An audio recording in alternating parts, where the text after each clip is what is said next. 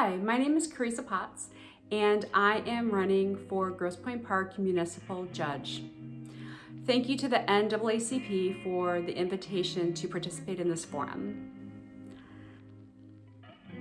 The mission of the NAACP is to ensure the political, educational, social, and economic equality of rights of all persons and to eliminate race-based discrimination. Please share your views on the mission. What part of the mission most resonates with you? Do you disagree with any part of the mission?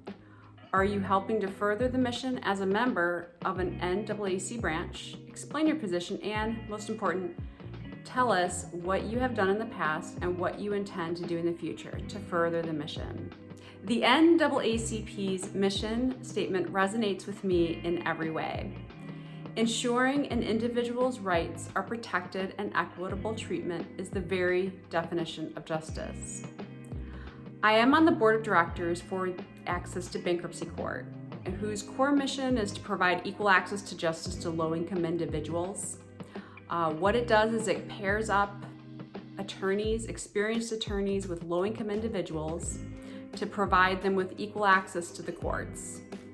I think this type of collaborative approach ensures people who need court and its protection actually have access to it. This mission squares precisely with the mission of the NAACP, and I would say there's no part of the NAACP's mission that I disagree with.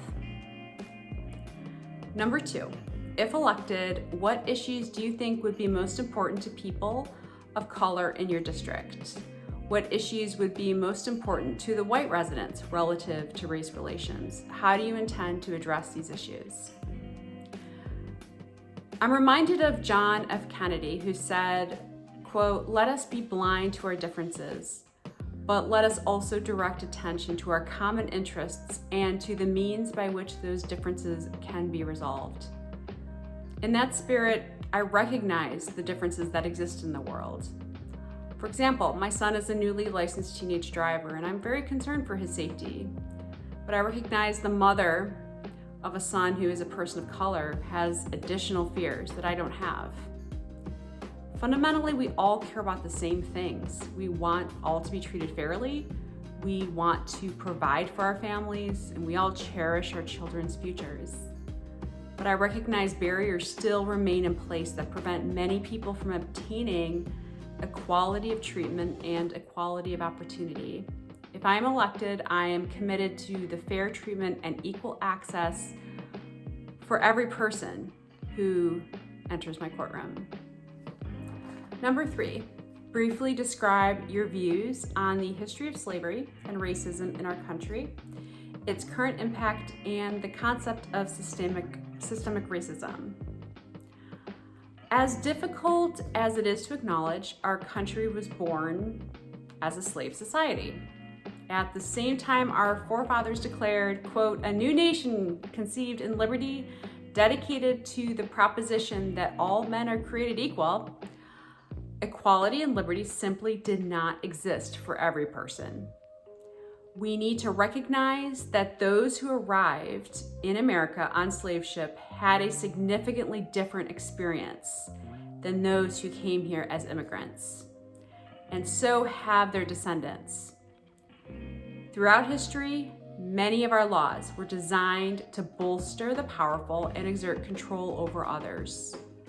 Although the most egregious laws are no longer on the books, the generational effects reverberate today. It's astonishing.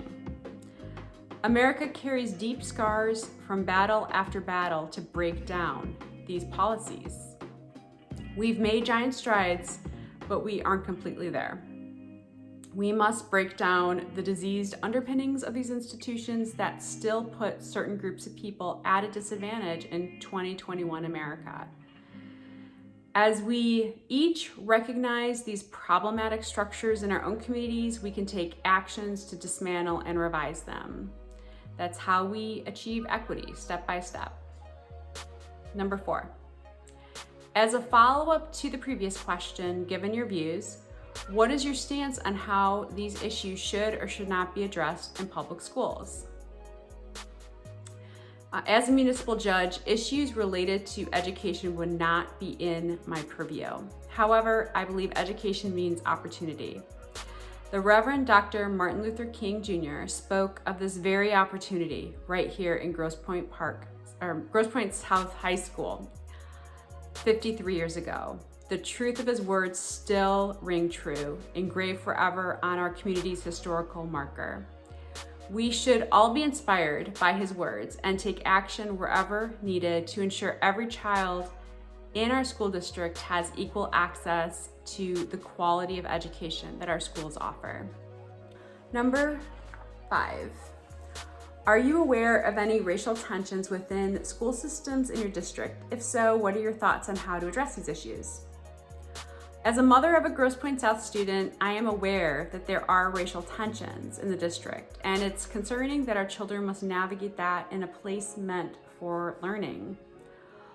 Although, again, education would not be within my purview as a municipal judge, from the bench, I would perhaps have to look at these types of situations, and I would do so through the lens of our First Amendment right to free speech, but balanced with narrow exceptions for threats of harm to others, as established in court precedents. I encourage my own son to be aware of these tensions around him and to remember the things and words Dr. King believed in. The importance of driving out darkness with light, banishing hate with love. It's so imperative that we learn to understand one another and get to know our neighbors. Seek out people around you who may not look like you, believe like you, or act like you. Talk to one another, and most importantly, listen to one another. And that's the only way we can bridge divisions. Number 6, are you familiar with the history of housing segregation in the Grosse Pointes, formerly enacted by the local Board of Realtors and called the point system? Do you think it or any part of it continues to manifest itself in a different way today? If so, how would you address the issue? Until the 1960s, Grosse Pointe Realtors used a blatantly racist point system to preserve property values in our then exclusively white and affluent point communities. Realtors shamelessly weeded out non-white homebuyers with degrading and invasive red tape. A realtor would hire a private investigator to compile a report on potential homebuyer, and then a committee of brokers would assign points to the buyer based on the report. Points were assigned for qualities such as friends, dress, education, religion, use of grammar, accent, and even swarthiness of appearance.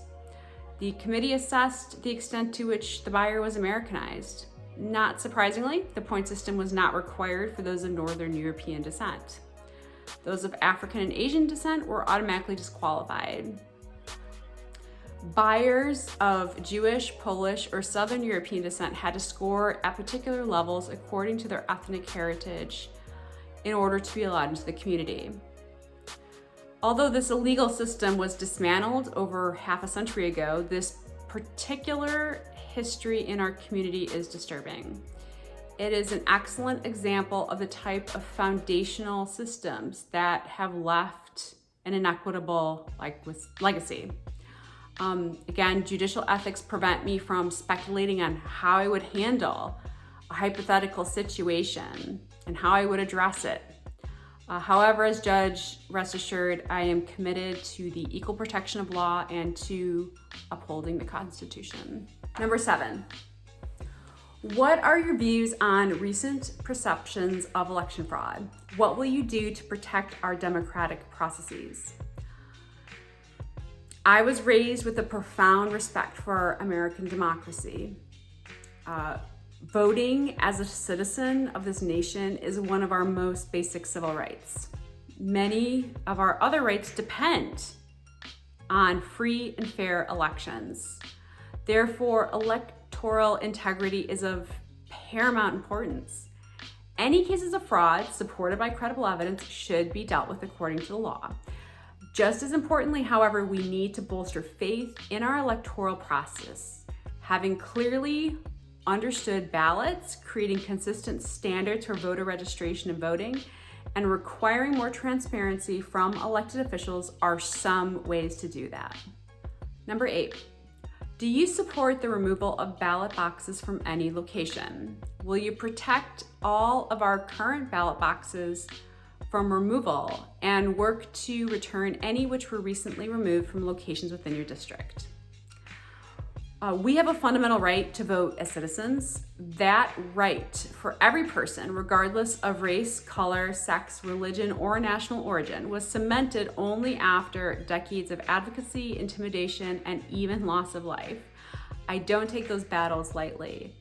The hard-fought Voting Rights Act of 1965 assures us that governments cannot deny any citizens this right. Therefore, I do support easy access for all voters and accommodations being made to ensure free and fair elections.